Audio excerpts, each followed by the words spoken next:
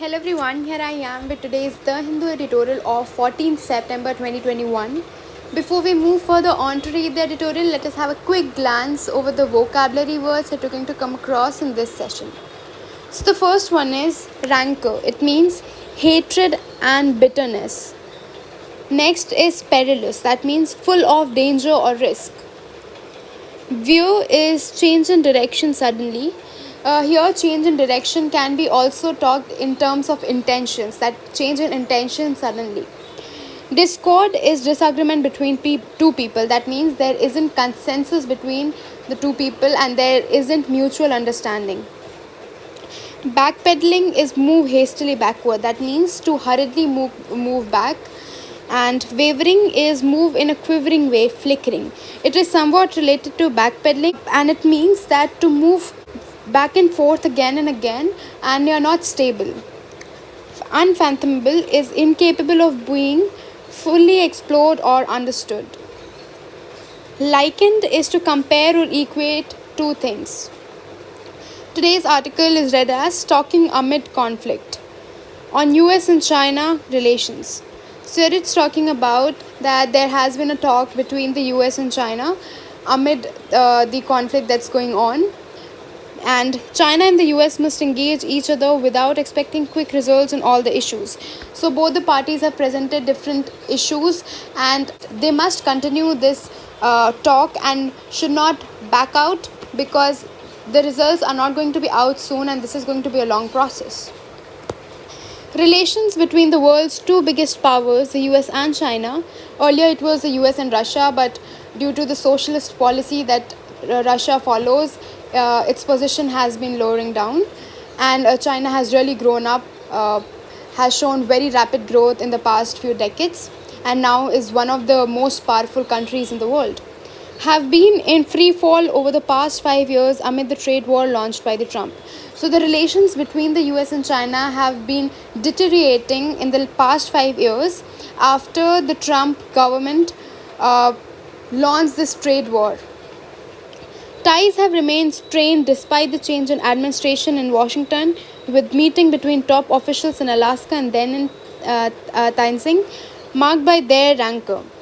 So it's saying that although this trade war was launched by Trump and there has been a change in administration in US, that is in Washington, the capital city, still the conflict continues and the meeting between the officials of US and China is marked by their rancor. So rancor is hatred. So still there is a lot of hatred between the officials of these two countries. It is this perilous state, perilous is full of danger or risk, of ties that likely prompted US President Joe Biden to call his counterpart Xi Jinping on Friday, the first time they spoke since a conversation in February, not long after Mr. Biden's inauguration. So when Mr.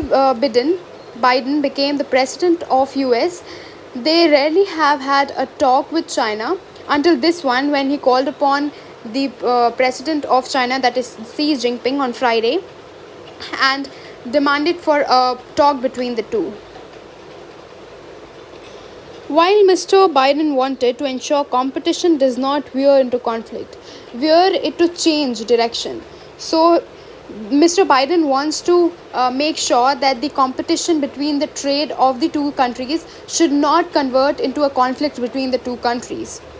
Mr. Xi agreed both sides need to get the relationship right, but underlined the repeated Chinese view that the troubles were due to US policy on China. Mr. Xi agreed to what Mr. Biden was saying, that this competition should not convert into conflict and everything.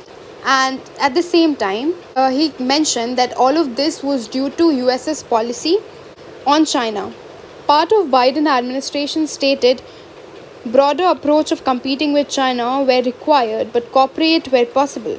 The US has sought Chinese cooperation in Afghanistan after its disastrous exit, which has been celebrated by the state media in China. So it's saying that Biden's administration stated broader approach to compete with China in the world market, but at the same time they look for cooperation with China as well where it is needed. So here US has demanded for cooperation with China in Afghanistan matter because China is having a very good relationship with the Taliban government and has good ties. But on the other hand, the quick retrieval of US troops from Taliban has been criticized all over the world, and this disastrous exit has also led to the fall of government in Afghanistan and rise of Taliban.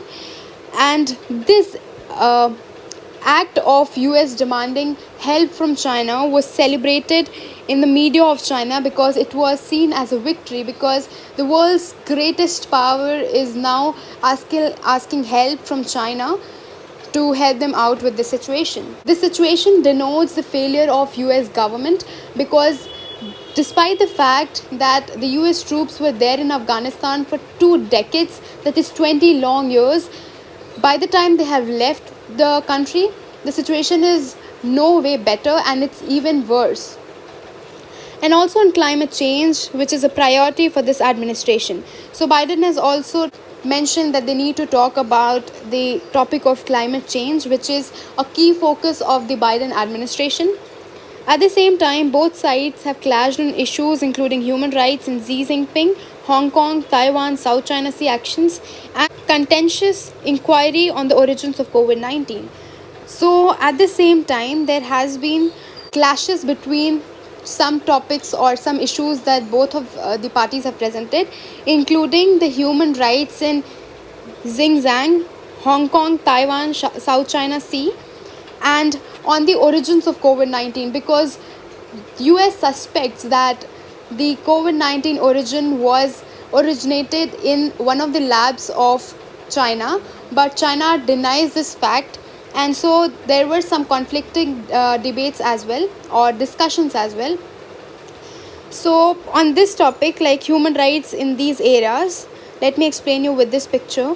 So China claims that the South China Sea is the control of China because China has the most border in that sea, and it does not allow a lot of trade from this route by any of the countries, and if there are trades, it demands taxes. Also at the same time, if you look, China has already captured Tibet, Hong Kong, and also if you look, Taiwan was earlier a part of China, but later on it declared itself as a democratic country, and Taiwan is basically called Republic of China,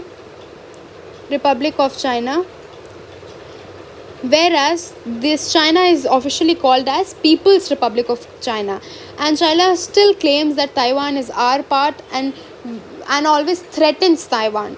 And even in the worldwide platform, in the UN, only very few countries recognize Taiwan as an independent democratic country. The Chinese side, for its part, has made clear it seeks concessions on some of the thorny issues before it will agree to discuss working together on others. So China demands concessions on some of the issues before they move further on to discuss about any other thing. In the July talks in Tianjin, Chinese officials presented two lists of demands to the US, including unconditionally revoking visa restrictions on Communist Party members and withdrawing an extradition request for Meng Wanzhou, the chief financial officer of tech firm Huawei, who is on trial in Canada. So before they move further on to discuss with US, they put forward some demands, including that US should allow Communist Party members of China to be in US for long, and their visa should not be revoked unconditionally. Like if you look now, the members of the Communist Party of China are provided visa for a specific time duration and not more than that, and so China demands to revoke this. And the other is that they want the chief financial officer of Huawei, that is a mobile company, to be in trial in China itself and not in Canada. Here extradition means the transfer of an accused from one state or country to another state or country that seeks to place the accused on trial. So they're saying that we will put him in trial in China itself and give it back to us, and he'll not be in trial in Canada. The Chinese side has also demanded the US change its stance on COVID-19 inquiry, where Washington had led calls for a more transparent investigations. So Chinese side has also demanded that US should move back on the way they are investigating in the COVID origin in China. The Chinese foreign minister likened US calls for cooperation on climate change as seeking an oasis surrounded by desert. So likened is basically to compare or to equate something. So they have equated these US calls as an oasis. So oasis is basically a fertile spot in a deserted land where water is found. So it's saying that they are using this climate issues to fool us and to deceive us, to start talking and to start discussions amongst the two. And it is like an oasis in the desert. So they are trying to fool and cheat us. The oasis, he argued, will sooner or later be desertified. And this topic of climate change, where they are saying that they are too worried, will gradually fade away and they'll come to their real motive of the discussion.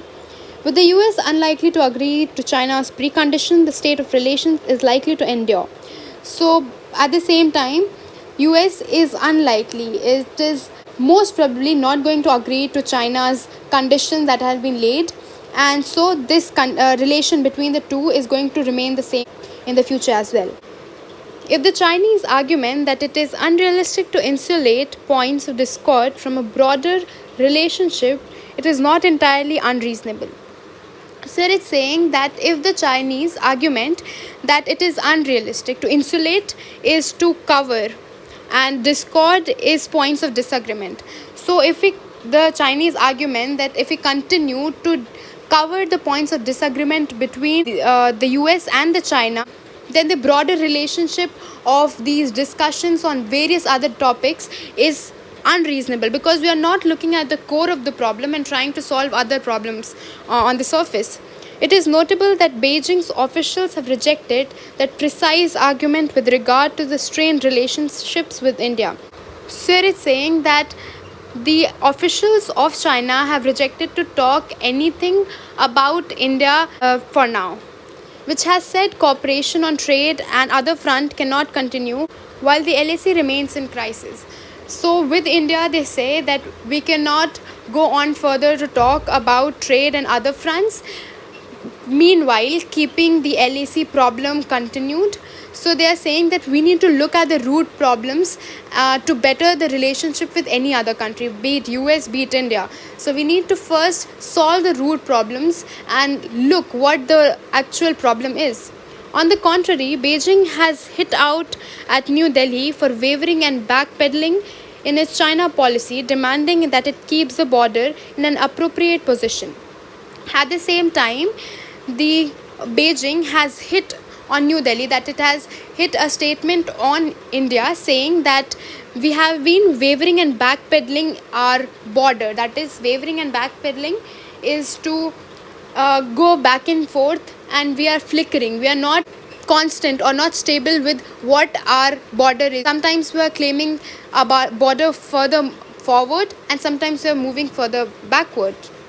If cooperating while in conflict appears an unreasonable proportion for China while it comes to ties with US, it is unfathomable. Unfathomable is incapable of being fully explored or understood how it expects India to take a very different stand on bilateral relations. So here we are seeing that there's some conflict going on with China and USA, and as well as China and India. So when China is disagreeing to move further on and have discussions with US, when they have some problem on their core and is ready to first solve the core problems and then further moving on. So if it can say these things to a world power, then unimaginable that there'll be any other further talks between China and India, because India is nothing in front of US. And if China can say something like this to the US, then it can surely say and disagree to have any relationships with India.